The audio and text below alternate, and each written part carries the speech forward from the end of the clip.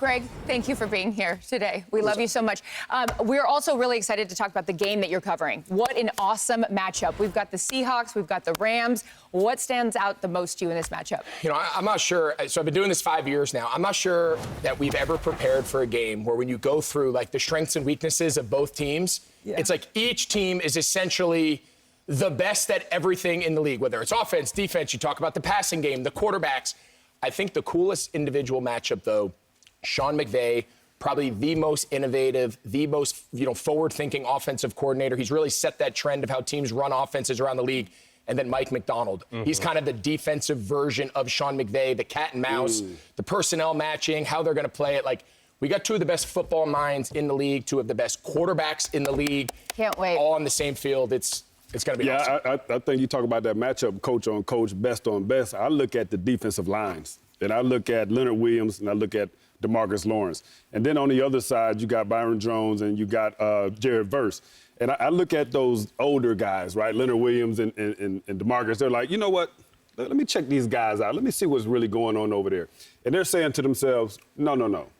We're the duo that you're supposed to look at and pay attention to in this game. And I think that the thing that's going to decide the game is which one of these duos can get to the quarterback and disrupt the quarterback. They're both playing so well. Sam Darnold's playing well. Matthew Stafford, he's on that historic run. Touchdowns, I think you said 13 and 0 interceptions over the last 3 or 4 games. So these defensive lines with DeMarcus and Leonard, that's going to decide the game today, and I can't wait to see the way these guys Jules? perform. I think what worries me the most is Sam Darnold playing against an elite quarterback. Last year he was 0-2 against the Detroit Lions with Goff, and he was also 0-2 against the LA Rams when he played Stafford. And that was with the Vikings, I know, but we know the surrounding cast that he had with the Vikings. They had a great offensive line. And I think that these turnovers that Sam Darnold has been having, he's had 6 over the last 3 weeks, could be the differential between this game. They're stacked on both sides. Both teams are very complementary football teams. Special teams edge to the Seahawks. But McVay, being a smart coach that he is, always gets stuff kind of tightened up. How surprised are you by how well the Seahawks are playing this year? Or are you not?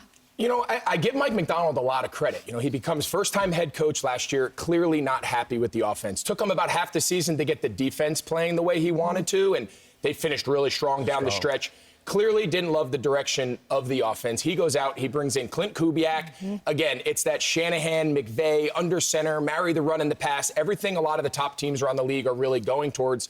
But then they needed the quarterback that fit that, and I think they looked at what Darnold did last year in Minnesota with Kevin O'Connell, a very similar kind of background, similar playing philosophy, and through the first 10 weeks, they look like geniuses. I mean, I remember doing a game break last week. It was 35-0 with 6 minutes left in the second quarter when the Seahawks were facing the Cardinals. The Cardinals get a San Francisco team today that gets Brock Purdy back for the first time since week 4. Jules, are you a fan of bringing Brock back? I'm a fan of bringing Brock Purdy back if he's 100%. The only thing that really differentiates Brock from Mac Jones is his escapability. And if he doesn't have that, the turf toe is tough, man. The turf toe retired Deion Sanders, okay? You've had turf toe. You talk about how hard it is. We see how Joe Burrow's handling it. If he doesn't have that escapability, Mac Jones went 33 for 39 last week. He hasn't been the problem why they've lost games. So I think if Brock is 100%, yes, you got to put him in. That's your guy. If he's not, I think you got to let you roll with Mac Jones, let that thing heal. What do you expect to see from him today, Greg? Yeah, I agree with Jules to a degree. I do think the challenge, though, if this was a year ago and you don't have the $200+ million contract hanging over the team and the cap space allocation, you can't pay a quarterback $50 million a year and not play him. So I think that's probably really the deciding factor between. Has Mac Jones been the problem? Absolutely not. Has he won them some games? Yes. Defensively, the injuries, the whole picture of the 49ers is complicated. But when Brock Purdy's been healthy, playing in that Kyle Shanahan system over the last 3 or 4 years, he's been amongst the best quarterbacks in the league. You got to put him back out there. But he goes in there, he doesn't perform well. How's his confidence going to be going into the back half of the season when they need it to be at an all-time high? If his confidence gets shot, I mean, that could be their problem. Into the back half. Do they have enough left in the tank with all the injuries and everything to make a run? Yeah, no, I don't think they do. I've been trying to ride with San Francisco, over the past few weeks because I know that Shanahan will have the team prepared. But I just think the injuries to Bosa, the injury in particular to Fred Warner, who I think is the heart and soul of this team, I just think they're losing too much. Too much? Yeah, they're losing too much. So I don't think San Francisco. I think for the rest of the season, yeah, there's some winnable games on their schedule coming up, but there's too much to overcome. Well, you know what, Greg? What a treat this was to have you in studio. You've treat. never been in with us. You look so big. This is so thin. But thin. Thank Yeah, you It's do nice. look thin. It's a new jacket. It's a new cut? Yeah. All right. Everything looks great. The You hair, forget the suit, that he's the a large attitude. I haven't had my hair done in a long time. I walked in, I got makeup, hair. I was like, this Oh, I know. studio stuff is amazing. No, I know. We don't have to deal with the elements, nothing. You won't have to deal with the elements either. You are in SoFi Stadium to call the Rams-Seahawks game. We can't wait to watch it. Looking Thank forward you to for it. joining It'll be a good one. Chilling. us It'll be a today, good one. Greg. We're going to start off with that Bucks-Bills game. Julian, start us off.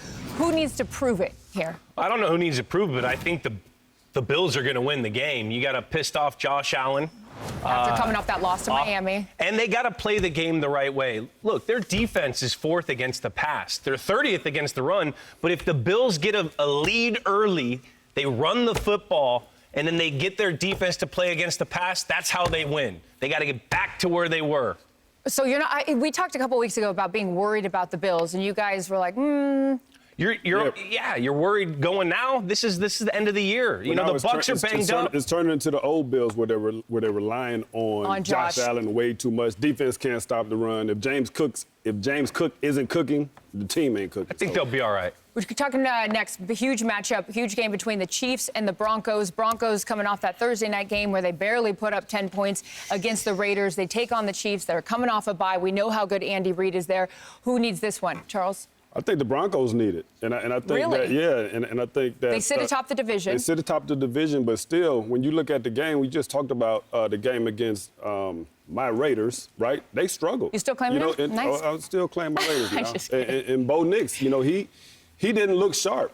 No. You know, and I think for this team, yes, they have an 8-2 record, but when you look at them, you know, they start the game slow a lot of times, and then they try to rely on Bo Nix to come back in the fourth quarter. That's not going to work down the stretch, and then it's not going to work against the Kansas City Chiefs. And so they're going to have, you know, their dynamic duo of pass rushers are going to have to get at Patrick Mahomes today to make it tough on him. Other than that, man, the Broncos need to show without a Patrick Surtain. All right, See, that surprises me. Dobbins is out too. And Dobbins. I would say that the Chiefs would need this more because you don't win this game, then you fall that much further down in the division. You're sitting at 5-5. These two teams will meet again on Christmas, actually. All right, finally, two of the NFC's best teams meet between the Lions and the Eagles. Charles, start us off on this one. Who needs this one more? I think the Lions need it because, you look, the playoff window doesn't stay open very long for many people. For the Tom Brady, it did it for Patrick Mahomes. But for other teams, it doesn't happen. The Lions, a couple years ago, in the NFC Championship game, they lose it, a couple fourth downs, didn't get it. Last year, best record in the league, 15-1, beat at home. So they got to show that they can go on the road, if they have to go on the road in the playoffs, and they got to beat the defending champions and show us that they're ready to do that if they're trying to get to the Super Bowl. Go ahead. It's going to be tough against a Philly team outdoors in a crappy condition, weathered game. Jared Goff loves dome, loves playing in dome. Okay, we're going to leave that right there.